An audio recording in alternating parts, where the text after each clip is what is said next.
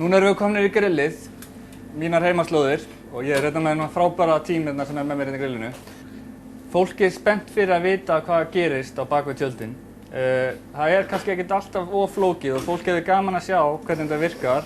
Það getur örugglega lært af þessu. Það þarf ekkert að gera þetta allt eins flókið eins og við gerum. Taka lítinn hluta og læra eitthvað lítið í einu. Við ætlum að steikja humar og Raggi með mér í liði. Hann búinn að pilla nokkur á humar, en mér langar samt að sýna ykkur hvernig best að pilla humar. Við höfum gert það áður hérna en það aldrei of kveðið. Raggi, eins og við gerum alltaf, við lærðum það í gamla daga að við brjótum liðin milli annars og þriðja. Tökum fremri hlutana af og notum það náttúrulega í sósuna. Kremjum, þá verður röndin eftir. Þetta ekki snillilega gert? Mjög röndi, sé eftir. En þá erum við komin að fallan humar. Nennir þú að gera með greiða? Nennir þú að þræða þetta upp á pinna eins og við gerum þetta í grillinu? Við erum ofta að veita svona mjög góða þjónustu og viljum hafa hröð vinnubrögð. Þess vegna steikum við 3 humar saman og þá spörum við tíma. Á meðan ætla ég að gera eina einföldustu humarfroðu sem við framleiðum með þessu og ég með þráinn í bakgrunnum að gera steinseljuolíu sem í rauninni bara steinselja unnin saman í matvinnsluvél. Það þarf ekkert að sýna ykkur það er tiltölulega einfalt. En Raggi ætlar að setja sömu fyllingu og við settum inn í pastakottana inn í humarinn. Og ég ætla að fá að nota þessa litlu skelja sem með hérna aðeins til að fá smá bragð. 1 rif hvítlaukur, marið og getur rétt með smá timjan. Það gerir svona smá milt bragð að setja honni. Og við ætlum að leyfa þessu aðeins að mýkjast. Við viljum bara hafa milt humarbragð og þess vegna ætlum við að sjóða þetta í hvítvíni. Við erum með hann Árna frábæra vínþjón í salnum, þá lánaði hann einhver leifara góðum Riesling. Það er samt kannski alveg óþarfi að vera að kaupa eitthvað svona fína vínflöskur, en geyma leifar, það er alveg lykilatriði í góða sósu. Og meðan við steikjum humarinn, ætlum við að leyfa þessu að rjúka. Svo setjum við bara í þetta rjóma og svo ætlum við að setja smá furuhnetur til að fá svona smá hnetubragð. Þráinn, er þetta að díla við þig smá smjör? Hvað steikja humarinn upp á smjöri? Raggi, þetta brilljant humar sem þú ert með þetta, en þú getur kannski notað, ef þú ættir ekki svona fínan og flottan humar, þá myndir þú setja kannski 2 saman eina medalíu. Jó, leggja það þá frekar í svona hálfgert S, þannig myndi inn á svona flotta medalíu. Þetta er svona, þræðir það upp á pinna. Þetta getur líka að vera ansi gott á grillið svona. Já, smelt passar á grillið. En pannan hjá okkur farin að hitna og við viljum hafa hana sjóðandi heita. Þótt að slettist aðeins, þá bara þrífum við það. Þótt að við viljum fá svona smá skil á humarinn. Salt eða ekki, Raggi? Salt. Smá humar. Ekki gleymast.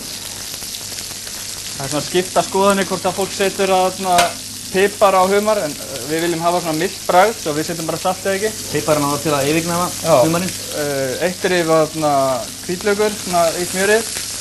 Þráinn búinn að gera hérna kryddjurtaolíuna sem við töluðum sem bara steinselja olía og við viljum fá svona smá húð á hann, svo við leyfum hann aðeins að rjúka. Og þetta lítur ansi vel út, ég finnir líka bara lyktina. Kemur á móti manni svona fersk, góð skelfis lykt.